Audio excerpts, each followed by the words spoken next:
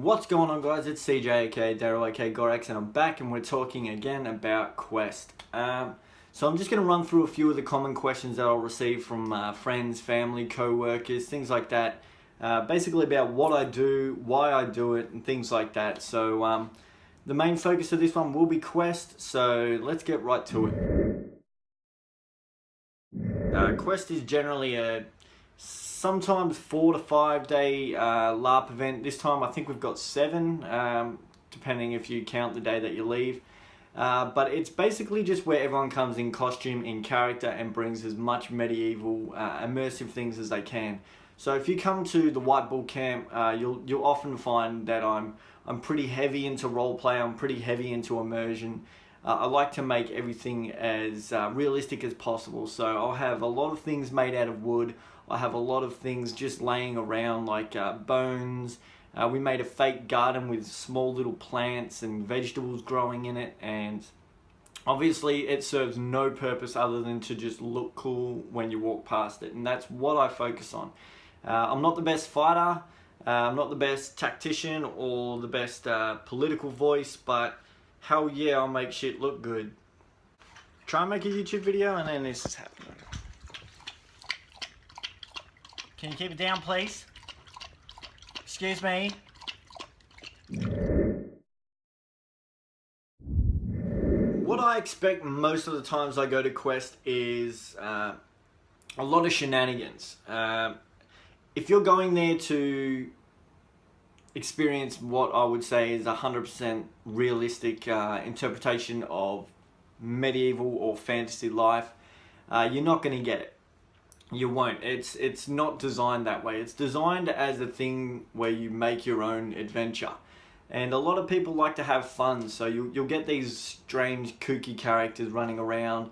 Hannah, my friend, plays the old crone, and she's quite a funny character to come across. And obviously you've got warbands like the elves. They have a lot of comical characters. And then definitely you've got a lot of comical characters in the Goat Riders Horde, which is one of my favourite warbands. An awesome bunch of dudes. But you're going to get these sorts of characters. So if you're coming for something like I do like the realistic style, but you do get a lot of comical stuff. So at Quest, you'll have a lot of those sorts of moments where you have to sort of draw yourself back in. But if you can do it, it makes it so much more worthwhile to actually get involved in those events. You right, mate? You're right.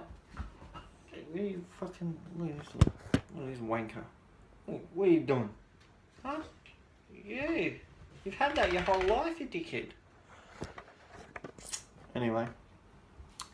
One of the main things that I look for at Quest is roleplay, though. So if you can roleplay, you're going to have the best time. If you can't roleplay, you're going to have the best time as long as you put yourself out there. If you're going there and you're not willing to put yourself out there and make a fool of yourself, it's going to ruin it for you. And I've got a friend of mine that at this stage is looking to get into role-playing a little bit more, but hasn't really had that experience. So I'm going to try and drag her back to our camp and just make her sit with us. And I like helping people through role-play. I like asking questions and putting you on the spot, so you have to come up with something real quick to give me an answer, or you're just going to sit there in silence. And that's what I did with my little cousin Scott. So the main things to expect, I think I'm going on a rant, but roleplay, character immersion and camp immersion, and just crazy shit. Just crazy shit.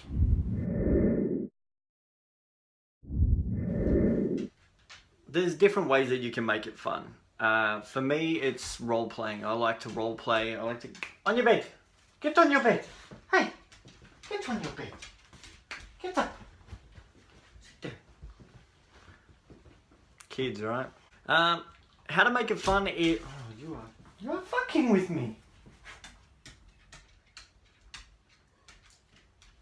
Back on your bed! Where was I? Fun. I make my own fun with building camps and role-playing. But different people have different styles that they like to go to Quest with. So a lot of people will have their own fun just by sitting around a campfire with friends, drinking, Shush. Never do a YouTube video when your dog's in the room. It's just a bad idea.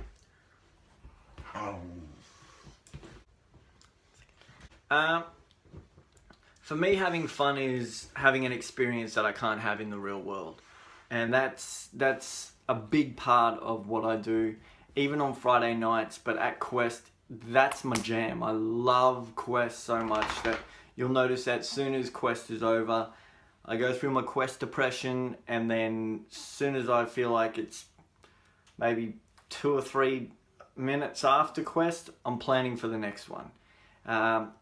I'll experience things at Quest that I think would be fun next Quest, and then I'll focus on building up for that. So we've come up with a few different ideas. We're going to have a tattoo parlor hopefully soon. We're going to have a massage parlor hopefully soon. We're going to have a religion sort of, maybe a church sort of setup, I don't know. But we just find things that we think will make it fun, and everyone is different. So I don't like when people ask me, how do you make it fun? Because I can't tell you. I can't tell you how you can make it fun, but I can definitely tell you how I make it fun. And for me, it's all about role play. And a lot of people know me as a really good role player. A lot of people know me as really immersive. But my characters are based on how I have fun in the real world, and then I just bring it into a medieval setting. And for me, it always works. The things that I like to avoid are dads. If you don't know what dads means, it's basically... should look on my plate now, goddamn. If you don't know what a dad is, it's basically a person that's going to tell you what to do. So if you're walking towards town, say, having a good time, having a drink, and then someone comes up and says, come with us, we're going to go and raid Camp X. I'm having my own fun. So avoid people that are going to take control of your fun. Definitely avoid sitting in the sun for too long, because goddamn, heat stroke will muck you up. Avoid drinking too much though. Definitely avoid drinking too much. Not only do you act like a dick when you're drunk, not everyone, but most people, you also miss out on things. I think 2 quests back, me and my friend James,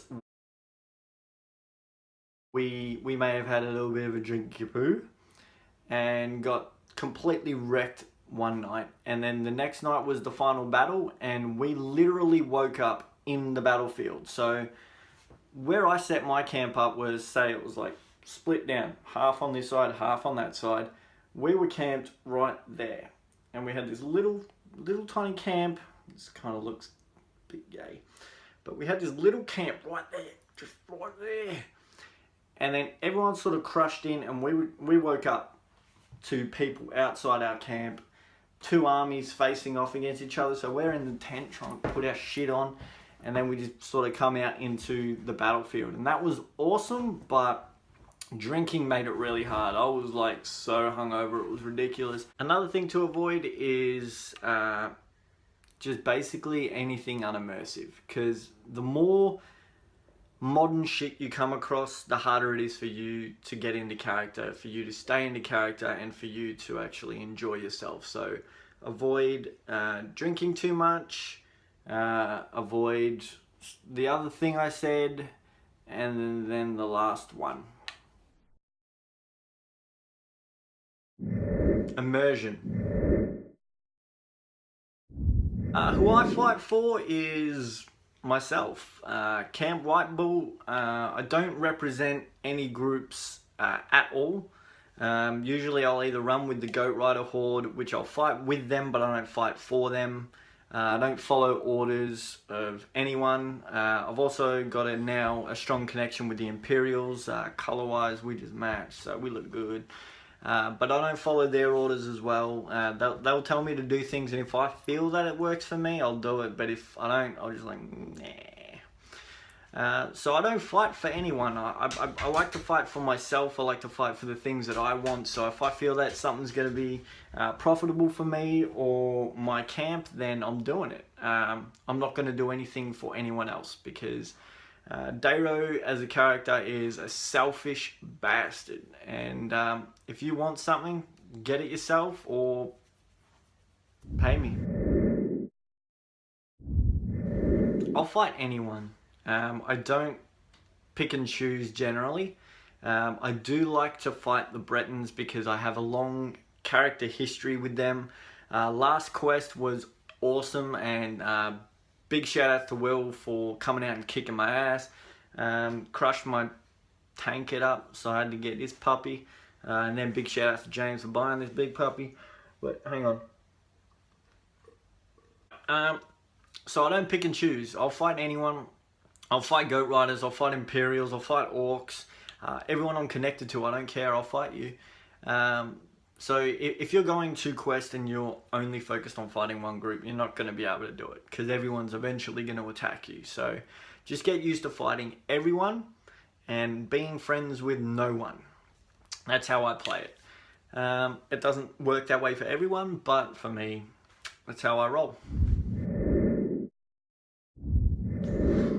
What should you pack? Everything.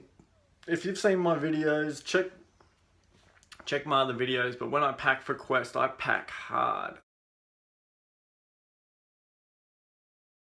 I have no room. There's no rear view mirror, there's no head checking, there's nothing. This is just unsafe death trap of death. If a cop pulled me over, I would have bones, axes, knives, lighter fluid, fucking random shit. But I pack completely for what I want. And this quest, I've been allowed to camp in the forest.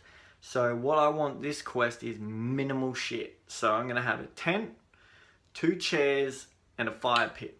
That's it. The rest of it's just going to be fur and costuming and weapons. So I'm going in completely basic, and I'm sorry about my camera not working last quest.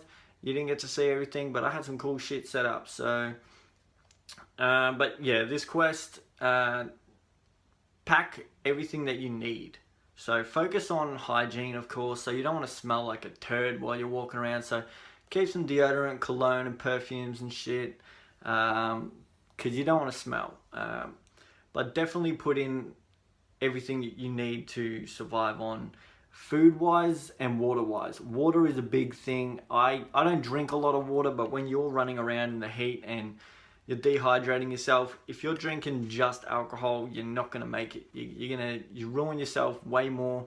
And one quest, a few quests back, me and my little cousin Scott, we actually had to go out and trade alcohol for water because we had nothing. And the boys at Frico, much respect to the boys at Frico, they actually hooked me and my little cousin up with a slab of water. Much respect to the guys at Frico. So make sure you pack smart, sunscreen, all that good shit.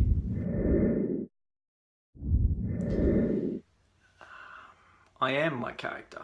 I didn't base my character on some bullshit like I'm a great warrior who slays dragons. Nah. I built my character on myself. I'm a sarcastic, alcoholic, not that much of an alcoholic, but you know, I like to drink. So sarcastic, drinking, opinionated asshole, but fun. So I like to have my character sort of really aggressive when it comes to a fight, but really entertaining when it comes to just sitting around the fire. My accent and everything also brings me into my character. The fact that I know everything about my character makes it so much easier. So I can talk in my language, I can write in my language. People understand it a little bit. To stay in character, for me, the easiest way is just to be your character. So if you want to do something, and there's a lot of people that actually do it this way, if you're a really shy, timid person and then you put on a costume, all of a sudden you become the most brave, loud, out there person, that's awesome. But be prepared that it's going to make it a bit trickier to stay in character because you'll get back into your old ways. So for me, I find it easier just to be myself, and just a little bit more of an exaggerated version of myself isn't too hard to do because I actually downplay how stupid I am in real life. So when I go to quest, I'm pretty much on point.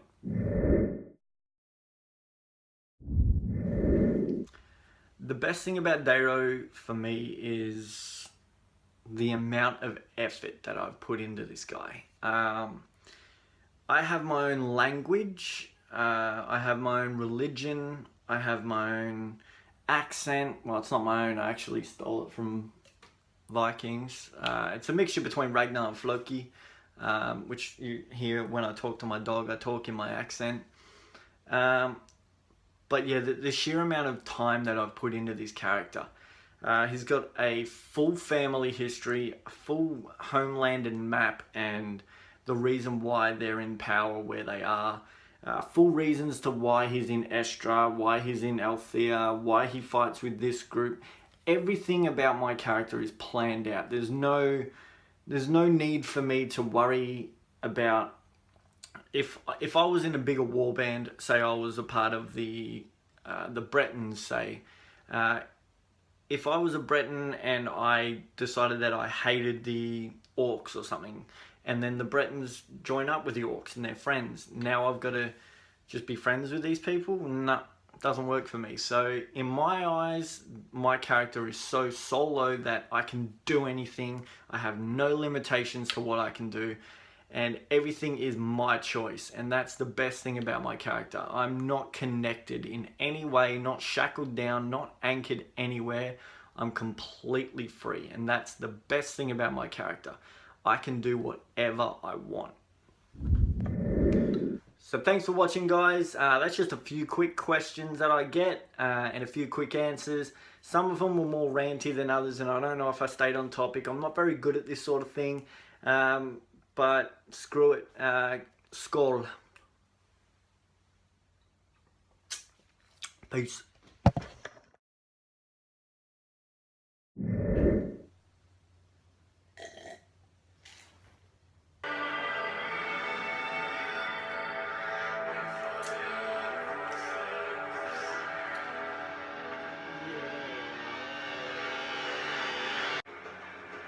Go away.